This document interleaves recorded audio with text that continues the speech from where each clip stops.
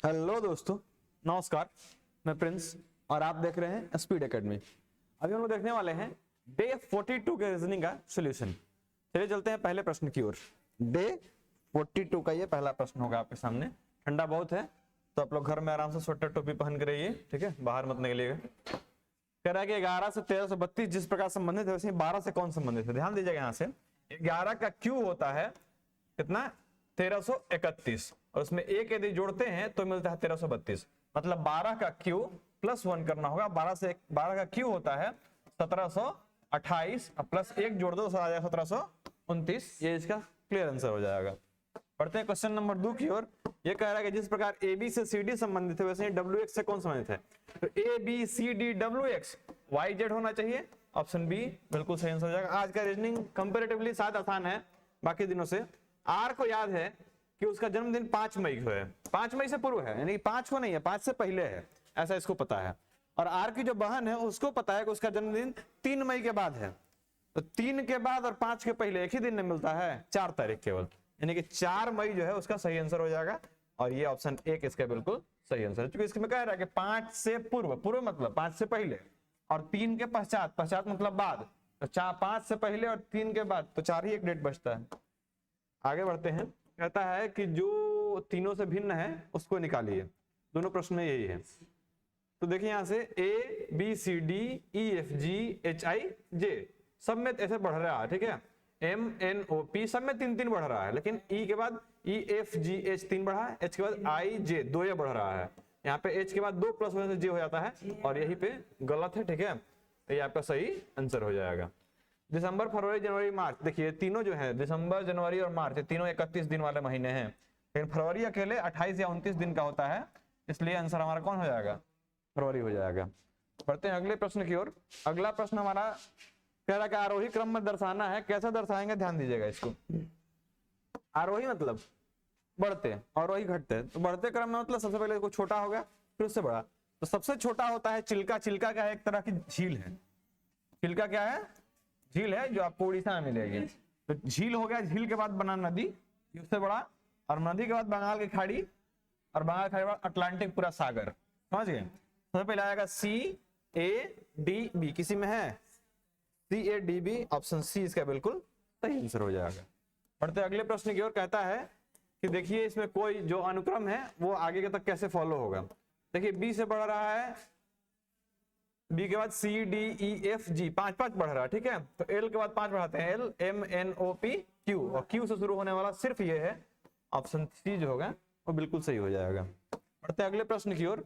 अगला प्रश्न 4 8 16 32 बताने लायक है ही नहीं। 32 दूना 64, बहुत आसान था आज का प्रश्न। सभी कलम पेंसिलें हैं। अब तो रीजनिंग आप लोगों को बहुत आसान लग रहा होगा। सभी कलम जो है वो क्या है, पेंसिल के अंदर है, ठीक है। कोई भी पेंसिल रबड़ नहीं है, कोई भी पेंसिल जो है वो रबड़ नहीं है। काट देंगे इसको। आया कर रहा है कोई रबड़ कलम नहीं है, कोई रबड़ कलम नहीं है, तो सही बात है, कोई रबड़ का कलम से कोई संबंध नहीं, ये सही है।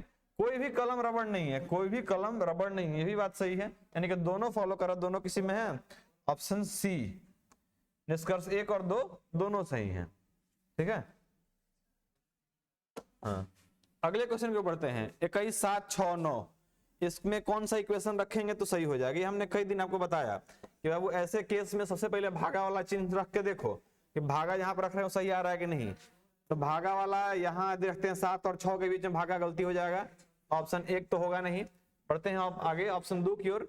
भागा यहाँ रखें और प्लस यहाँ रखें तो काम 7 बन जाएगा। 7 या 21 और 6 3 9 बराबर 9, ऑप्शन 2 हो जाएगा तो सही आंसर हो जाएगा। तो ऐसे आपको चेक करना था। पढ़ते हैं अगले प्रश्न की ओर। 11 नंबर। एक विशिष्ट कोड में पी आर को ऐसा लिखता है तो पेन को 70 लिखते हैं, क्या होगा। पी का कोड क्या होता है भाई, 16।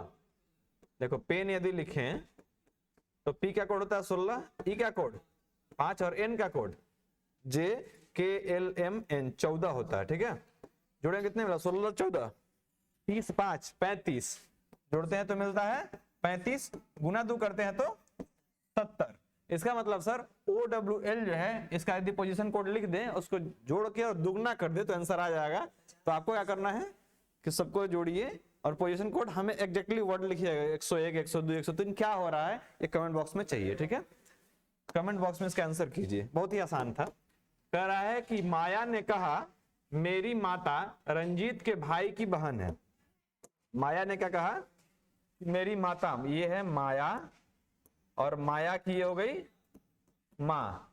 मेरी माता रंजीत के भाई की बहन है। ये किसकी बहन है? रंजीत के भाई की, यानी कि रंजीत भी लाइन में ही होगा, समझ रहे हो? रंजीत के भाई की बहन है मेरी माँ। रंजीत का माया से क्या संबंध है? रंजीत का माया से क्या संबंध? रंजीत माया का मामा हो गया, समझ गया? तो मामा कहीं है, ये हो गया मामा। अगला क्वेश्चन 13 नंबर, 5 लड़कियां एक पंक्ति में बैठी हैं, ठीक है? पांचों को पंक्ति में बैठाओ। सबसे निकटतम कौन बैठी है? सुधा पद्मा का निकटतम बैठी है। चलो ठीक है, यहां से बैठाते हैं। 1 2 3 4 5 लोग हैं और पांचों को बैठाना शुरू करते हैं। कहता है कि सुधा पद्मा के निकट है। सुधा जो है पद्मा का निकट इधर हो सकती है, चाहे इधर हो सकती है, कहीं भी हो सकती है, कोई गारंटी नहीं है। किंतु ताप्ती के नहीं, ताप्ती इसके आसपास नहीं है। कृष्णा रमा का निकटतम बैठी है, जो कि बाएं छोर पर बैठी है। कृष्णा रमा के निकटतम बैठी है, जो कि बाएं छोर पर। तो बाएं छोर पर कृष्णा को बैठा दिया, रमा इसके बगल में, क्योंकि निकटतम है तो बगल में ही होगी। और बाएं छोर पे है, यदि इधर होती तो कोई और बात होता है, बाएं है तो फिर दाहिने ही जगह बनता है, सिर्फ यही रह सकती है। ताप्ती दाएं छोर पर बैठी है, ताप्ती यहां पता चल गई। अब बाकी बचता है एस और पी, यानी कि सुधा और पद्मा। कह रहा है कि सुधा पद्मा का निकटतम बैठी है, किंतु ताप्ती के नहीं, ठीक है? यानी कि सुधा जो है वो ताप्ती के नजदीक नहीं है, यानी सुधा इधर हो जाएगी और पद्मा यहां हो जाएगी, क्योंकि सुधा को ताप्ती के नजदीक नहीं करना था। आंसर हो गया। अब कहता है पंक्ति के बीच में कौन बैठा है? बीच में कौन है? सुधा है। ऑप्शन सी इसका बिल्कुल सही आंसर हो जाएगा। आगे कहता है किसी कूट भाषा में डिलिब्रेशन को ऐसे ऐसे लिखा जाता है तो लिखा जाएगा। यहाँ से ध्यान दीजिएगा, जितने लेटर्स आपको इसमें दिख रहे हैं ना, सभी लेटर्स यहाँ पे उल्टा करके आपको ऐसे दिख रहे हैं। DELI सब ऐसे उल्टा करके दिख रहे हैं। मतलब इसका भी जो कोड होगा वो ठीक इसको उल्टा कर रख दीजिए। YTIM है किसी में, YTIM। ऑप्शन सी इसका बिल्कुल सही आंसर हो जाए। बस देखते आप पकड़ लेते हैं इसको। क्वेश्चन नंबर 15 की ओर बढ़ते हैं, तो सबसे आसान है, इसको कुछ करना ही नहीं है, बस इसको बाएं से दाएं घुमा दो। मतलब ये पतंग कुछ इस तरह की बन जाएगी, ठीक है? देखिए ऐसा किसी में है तो इसमें भी इस तरफ जा रहा है, इसमें भी इस तरफ जा रहा है, तो ये दोनों तो पहले कट गया, समझ रहे हो? बचा 2 और 4। 2 और 4 देखिए, तीर जो है ये ऐसे घुमा दिया, जबकि ऐसे नहीं होना चाहिए था। ऐसा है तो इधर भी ऐसा ही रहेगा। ऑप्शन 4 इसका बिल्कुल सही आंसर हो जाएगा। बढ़ते हैं अगले प्रश्न को। कहता है कि इसको पूरा करना मतलब यहाँ पे अर्धा गोला हो जाएगा और ये लाइन ऐसा आएगा। देख लीजिए किस ऑप्शन में है। हाँ, ऐसा ऑप्शन सिर्फ 4 है, क्योंकि इसमें ऐसा है। बाकी समय देखिए इधर घुमा हुआ, इधर घुमा तो चाहिए था नहीं, हमको इधर से लगाना था। ऑप्शन 4 इसका बिल्कुल सही आंसर। क्वेश्चन नंबर 17 की ओर बढ़ते हैं। तो आपके लिए हलवा है भाई। 5 के विपरीत क्या आएगा?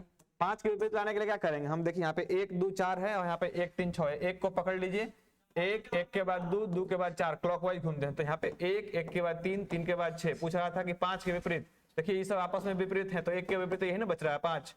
ऑप्शन हो जाएगा 2 सही। बढ़ते हैं आगे। कह रहा है कि इसमें से माता पिता, माताएं और पिताएं। देखिए माता पिता, ये पूरा हो जाएगा घर माता पिता का। किसका? माता पिता का ये पूरा घर। इसके अंदर माताएं अलग और पिताएं अलग, ऐसा कोई है? ऑप्शन सी जो है ये बिल्कुल सही आंसर हो जाएगा। बढ़ते हैं आगे क्वेश्चन के। क्वेश्चन नंबर 19, ये किस फिगर में निहित है? तो आपको देखने से समझ में आया कि इसमें तो नहीं होगा, नहीं, इसमें बीच में है। इसमें ऐसा आया और यहां से दोनों हुआ और ये ऐसा भी गया, तो ये ऑप्शन सही हो जाएगा, ठीक है?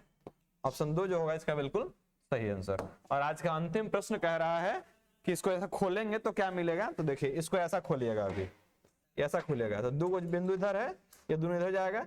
फिर ये ऐसा खुलेगा तो 2 बिंदु इधर और 2 बिंदु इधर। ऐसा कोई है ऑप्शन में जी? हाँ, तो ऑप्शन डी इसका बिल्कुल सही आंसर हो जाएगा। कुल मिलाकर हम लोगों ने आज के 20 प्रश्नों को कंप्लीट किया है। मिलते हैं अगले वीडियो में, तब तक के लिए जय हिंद।